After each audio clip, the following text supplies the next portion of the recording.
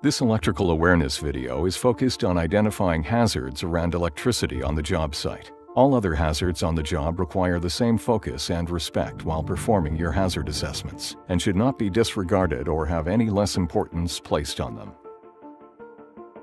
Electricity is all around us. It is an essential element in our daily lives. Nearly everything we do is connected with electricity.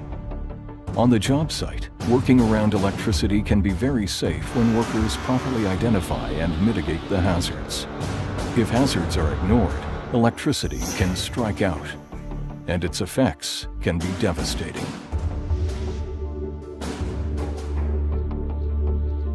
As with any task on the job site, you should never attempt to perform work without the proper training and experience. Only qualified personnel should be involved in the operation or repairs of electrical equipment. Inadequate training, lack of experience, and failure to recognize potential hazards could result in electric shock or arc flash.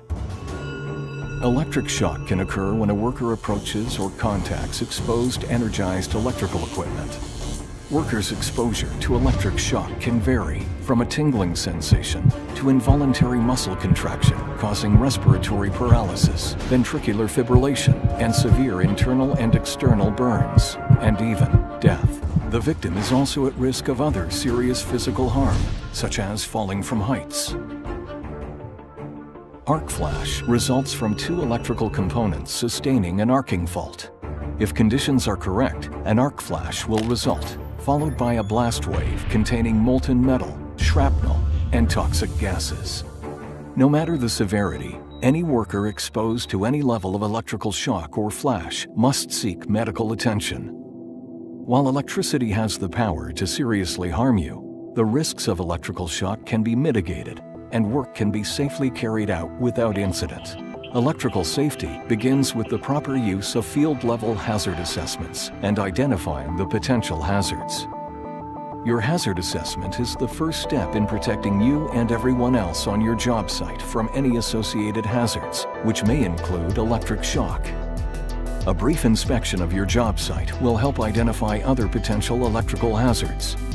While performing your walkthrough, look, listen, and smell. This will assist you in identifying the hazards on your site. All power tools and equipment should be plugged into a GFCI. This is a must when working in wet, moist, or exterior locations. Ground fault circuit interrupters monitor the balance of electricity flow and can detect even minor imbalances and will trip, reducing the risk of electric shock. Bump testing the GFCI before use must be done to ensure the unit is functioning properly. By pressing the test button, the receptacle should trip. Pushing the reset button should restore power to the GFCI unit.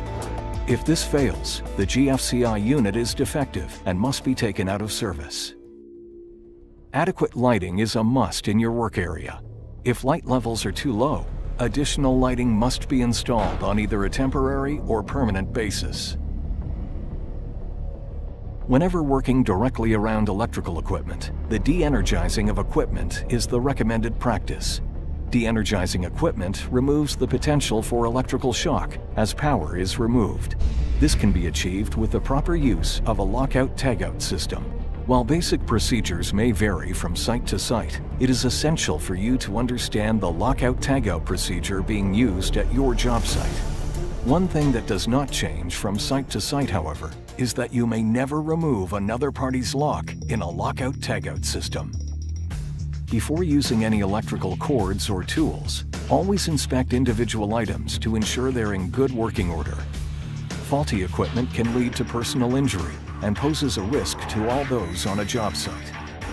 If items are damaged or are in poor working condition, tag the item and take it out of service for repair or replacement. Always know the locations of fire extinguishers on your site. These should be rated safe for use with electrical fires.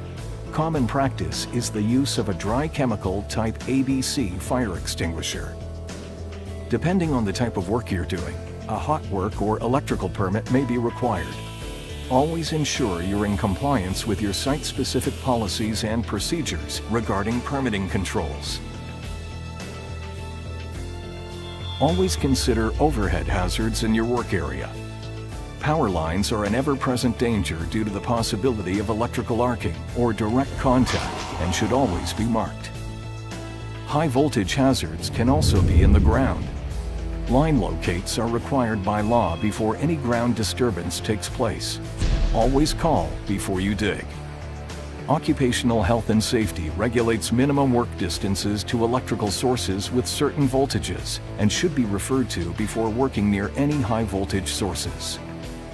It is extremely important to recognize equipment in an abnormal condition, such as an open electrical panel, exposed wiring, sparks, smoke, or fire.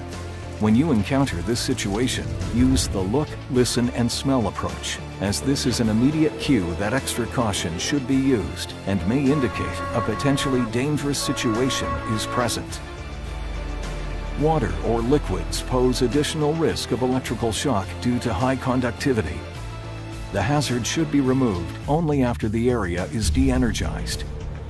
If you recognize a hazard that you cannot rectify, ensure that you ask questions and seek solutions from the appropriate personnel on site. Do not take it for granted that other workers understand the scope of your work or that there is a potential danger to you or to them.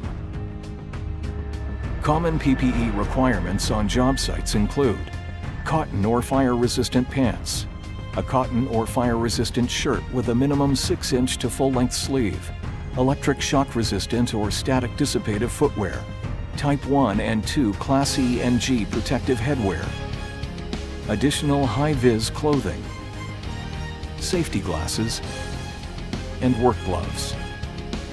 For electrical workers that conduct their tasks around energized equipment, you should be aware of the CSA standard Z462.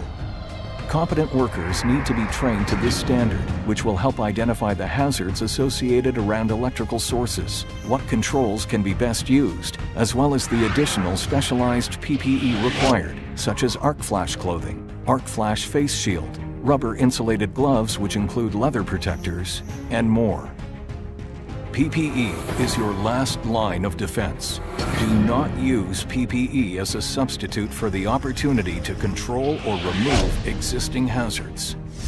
In the event that all safeguard systems have failed and a coworker is being shocked, never come in direct contact with the worker, or you may become entrapped in the shock cycle. If possible, deactivate the power source and activate your emergency response plan. Working around electricity can be performed safely and without incident by executing sound judgment and diligent observations in order to create your field-level hazard assessment, and by following the proper safe work procedures. You'll be well on your way to completing your task without incident. Remember the importance of using the proper equipment in good condition and by wearing the proper personal protective equipment. By employing all these safeguards, not only will you help keep yourself and your coworkers safe, you'll help ensure that you'll return safely every day to the people who count on you the most.